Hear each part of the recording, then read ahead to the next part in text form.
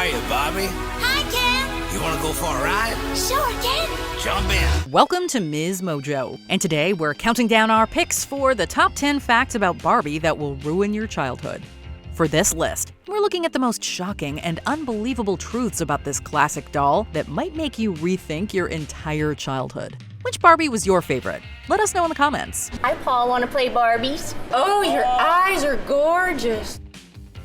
Number 10. She's not from Malibu. Malibu Barbie. She's Mattel's super new suntanned Barbie. Hey, Barbie's got a golden tan now.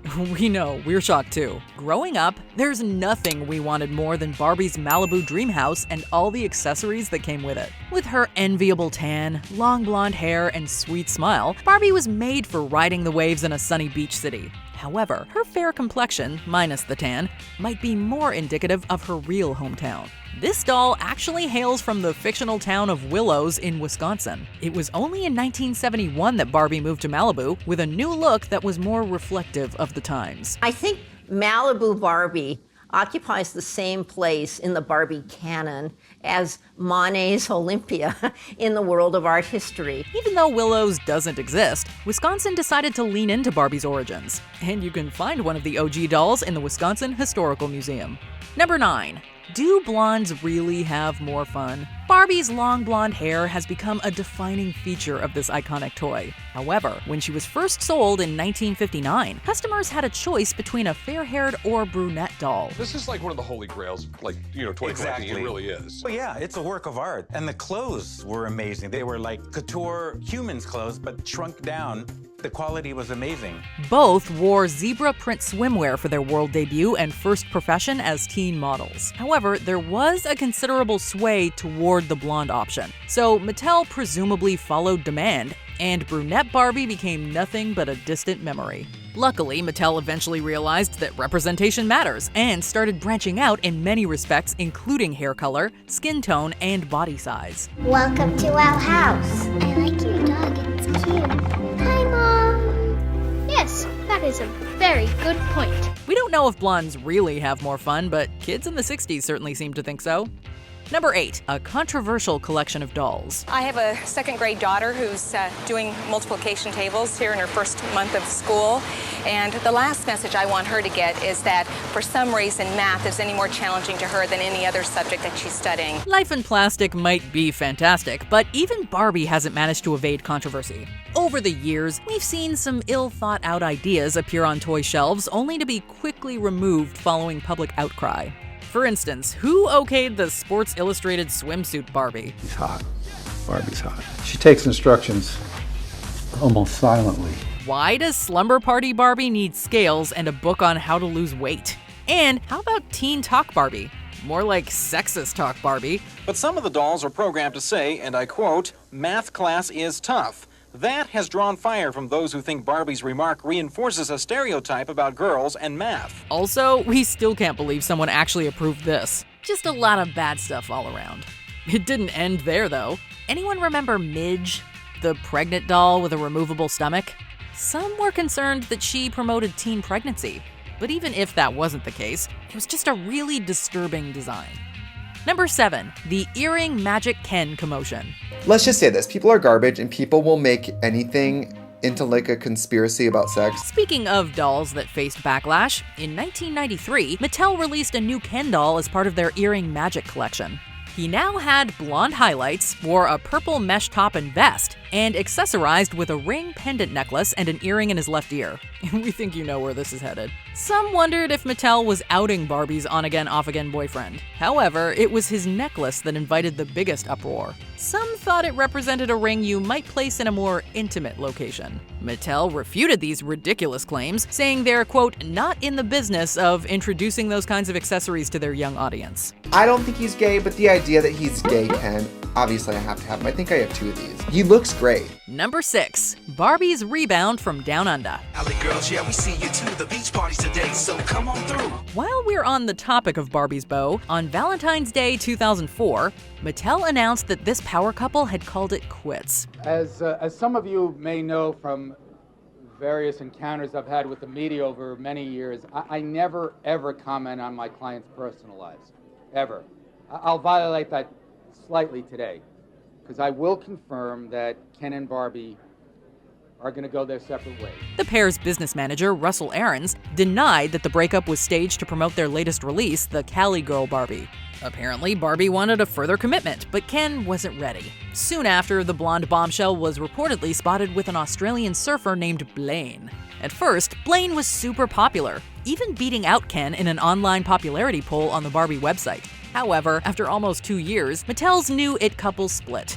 In 2006, Ken received a makeover, and he and Barbie got back together. Meanwhile, Blaine has pretty much disappeared. Number 5, Barbie goes to court. She had a tremendous ego.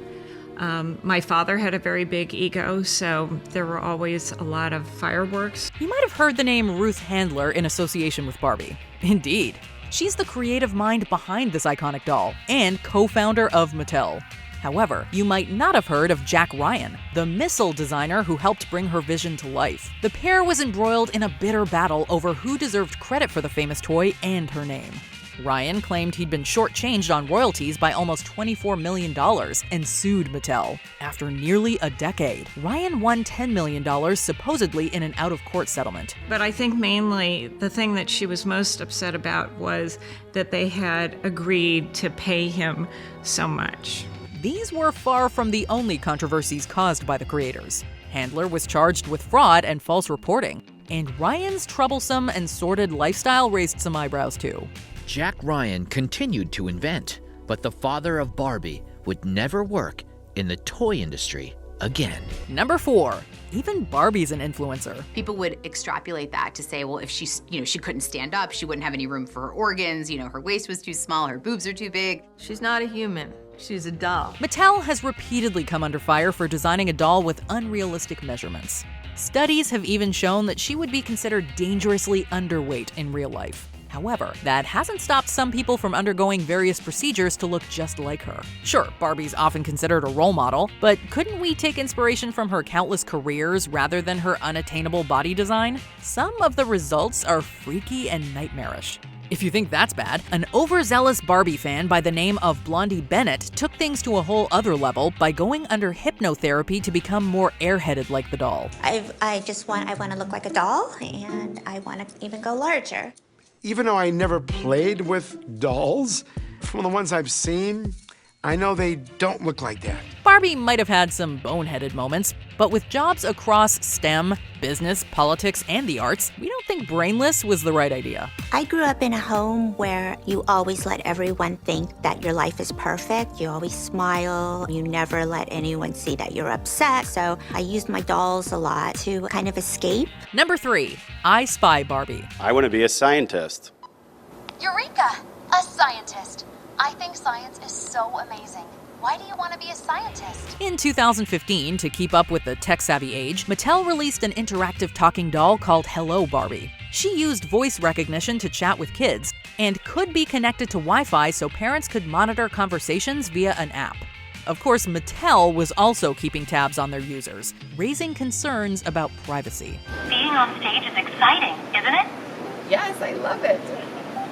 That's cool. Another doll from 2010 called Video Girl Barbie featured a camera cleverly disguised as a necklace and a small monitor on Barbie's back. Both dolls sound like the premise for a sci-fi movie about an AI doll uprising. Even authorities were concerned about hackers and other potential dangers, although customers were reassured that no breaches had occurred. Unsurprisingly, both were discontinued. We find that girls, they want to play with their other Barbies and record that, whatever they're playing out, but they also want to record themselves. Number 2, Barbie and Ken's real-life inspiration. She saw her daughter Barbara having limited choices of toys to play with.